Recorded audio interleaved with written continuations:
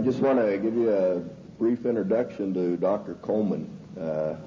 I've been studying this for a long time and seeing what's happened to our country, and you know, it's kind of sad in this country that you have to come to a meeting on Saturday morning to get the truth.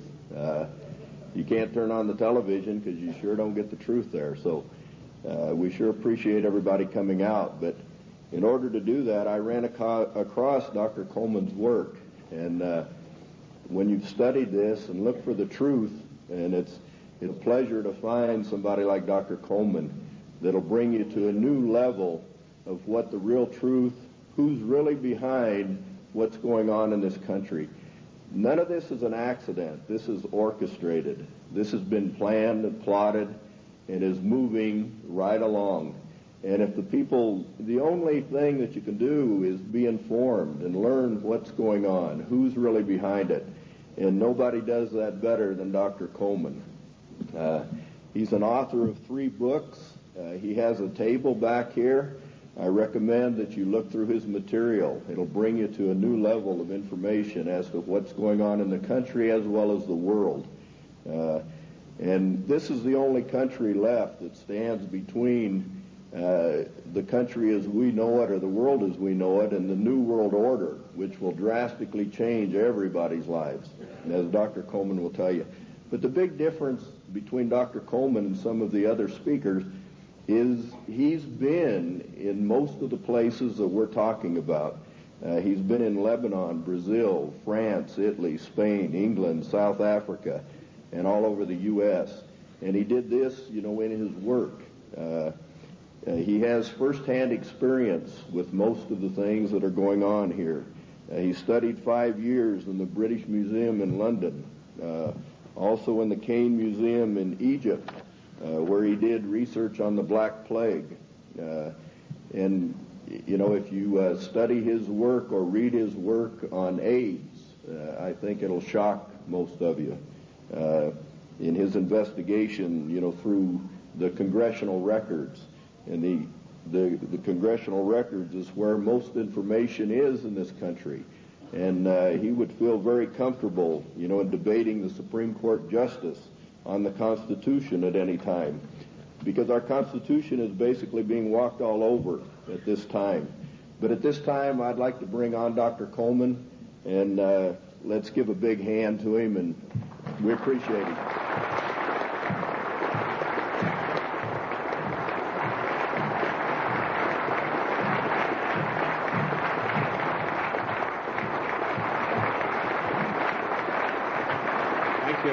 Thank you.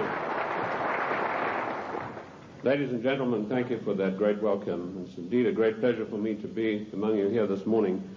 Looking at all these big fellows around the place, I feel a little small in stature, but I would remind you what Wellington told the German General Blücher at Waterloo when he rode up to inspect Wellington's troops. He saw the Scotch and the Irish Guards on the hillside. He rode through them and he turned to Wellington and said, "They're rather small, aren't they?" And Wellington said, "Yes, but they don't run away."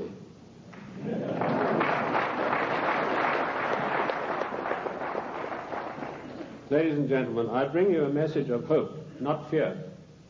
A message that I hope will galvanize us all into much needed action. The problem is quite simple.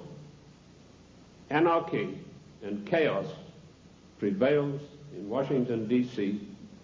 because the federal government has seized powers to which it is not entitled to and is passing masses of laws that are 100% unconstitutional.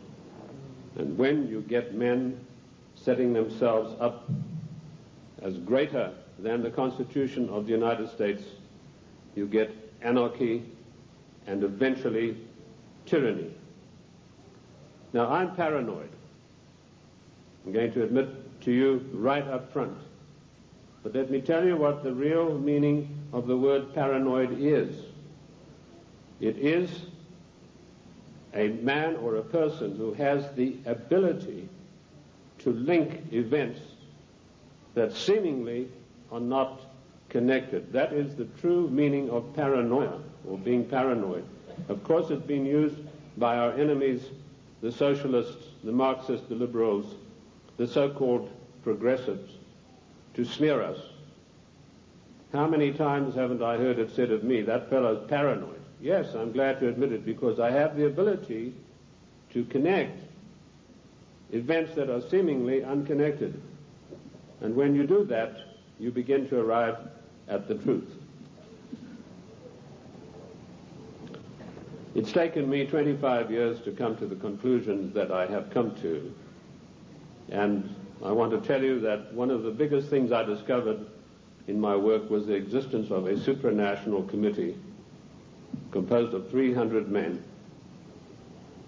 I came across this quite by accident when I was serving in Africa, in Angola, and I was given a series of documents which were only supposed to be handed in to top-level people. They were what we call above the top level of classification of intelligence documents. And there I discovered that whilst I thought I was in Africa fighting against the invasion of the communists, I was in fact fighting to introduce socialist regimes in the black African countries, and that I was actually working for a committee called the Committee of 300, also known in intelligence circles as the Olympians. I'll stop right there, and I want to digress for a moment and tell you the word intelligence has been bandied around a great deal in the United States. I've seen people writing this and that and the other intelligence newsletter. They really have no experience whatsoever. In 1986, I wrote a work called Mind Control, Metaphysics, Extremely Low Frequency Radiation, and Weather Modifications. And in that work, July the 8th, 1986, I said that the top-level intelligence organization in the United States was the National Reconnaissance Office, far bigger than the CIA and any of the other intelligence agencies. And by the way, we have about 10 different ones in the United States. And I even had the audacity to give the address of this organization. 3 weeks ago, Mr. Sam Donaldson, the gentleman who wears that beautiful toupee so effectively, he came on with the program in prime time, and he said, this is one of the biggest scoops that ABC has ever had. And he told about the National Reconnaissance Organization. The exact same thing that I published 8 years earlier. I tell you this to set the stage so that you'll understand I do have some experience and that I know that of which I speak. You know, the American people are somewhat like the Irish. I'm sure you've heard the story of the Irishman who got shipwrecked, and after many days he was washed up on an island, and as he staggered along the beach, some people came out of the trees waving spears, and he said to them, is there a government here? And they said, yes. He said, well, then I'm against it. Liberty is based on individual freedom. We are individual people. We are not the mass, so disdainfully referred to by Karl Marx and the socialist writers. We objected to a tax of a penny a pound on tea when King George of the Venetian Party of the North, now that's probably the first time you've heard that expression. It took me 5 years of digging in the British Museum in London, which I consider to be the finest repository of knowledge in the world, to come up with that name. That was what the party of King George was called, and we'll come to the reason for that. But our colonists said, we're not going to pay this penny a pound on tea. Today, we are being driven on our knees by a tyrannical government which is imposing all sorts of taxes upon us, and worse than that, trammeling on and tramping on the Constitution of the United States of America, which is the second greatest document in the world next to the Bible. And if we could rebel against the mighty powers of King George III, the most potent force in the world at that time. Then, ladies and gentlemen, it is time that we rebelled against a federal government that is trammeling the Constitution underfoot every day of the week.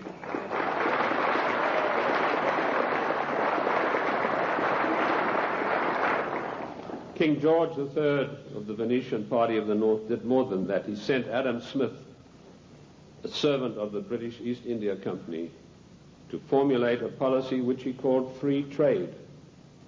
And by the means of free trade, Adam Smith, a greatly beloved economist of the Marxist, the socialist, and the liberals, hoped to bring the small manufactories and the industries established by the colonists to their knees. Let me tell you unequivocally that free trade is piracy. There is no such thing as free trade. We have to reject this constant brainwashing to which we are subjected. Free trade began with Adam Smith and the British East India Company. Now, who is the British East India Company? They played a massive role in the history of the United States of America. Only you are not taught this in your schools or in your universities, but you need to know. In my book, The Committee of 300, which took 20 years of research, and incidentally, I was only a little bit behind with Karl Marx. He spent 30 years in the British Museum in London, where he got most of his things from. I point out that the British East India Company was the most powerful trading company in the world. They made their massive monies out of the dope trade. They first grew prime poppies in Kew Gardens in Kensington, London, got the best producing opium poppies. They then shipped them to Benares in India, where they began a massive plantation of poppies, opium producing poppies. They then used their famous tea clippers to transport the poppies in the form of raw opium to China. And by their military force, they imposed an opium policy on China that turned the Chinese nation into a nation of addicts. And they enforced this policy, which was known to the royal family and Lord Gladstone, the Prime Minister, and every one of the lords and ladies in England. And they made a massive, huge fortune. In researching these documents in India House in London, I came across some of the manifests of the old tea clippers and the numbers of kegs of opium they carried and the values. And I totaled up these things, and I found to my astonishment that if we took 1970 as an optimum year for profits in General Motors and Ford, in 1 year, the opium trade with China was 3 times the profits of the combined profits of Ford and General Motors in 1970. And this was shared by 300 people. That was the committee that ran the British East India Company. They all had equal voting rights. They could not outvote each other, and of course they were sworn to secrecy. The descendants of the British East India Company today run the United States. And I will hope to prove my thesis as we go along. They also interfered in the development of the United States on every occasion. They armed the Indians, they armed the people against the settlers who were pushing west. They ran the Hudson's Bay Company. They also ran so-called mission stations in China and got these missionaries, who were really not missionaries at all, to push opium on the Chinese. And I remember a conversation with the late Gamal Abdel Nasser of Egypt, Prime Minister of Egypt, President of Egypt, and Mohammed Aikel, one of the top journalists, with Zhou Enlai. And Zhou Enlai told him, he said, you know, the Americans and the British made China a nation of opium addicts, and now with the Vietnam War, it's our turn. We are going to make the Americans a nation of opium addicts. So you can see the influence, the evil, baleful influence of the British East India Company upon the great nation of the United States of America. They were the ones who financed the war. They put up the money for the British troops to buy the Hessian mercenaries and to fight the colonists. Those brave 3%, let me remind you that only 3% of the people took arms and stood up against the mighty army of King George III. We are 3% here this morning, but that's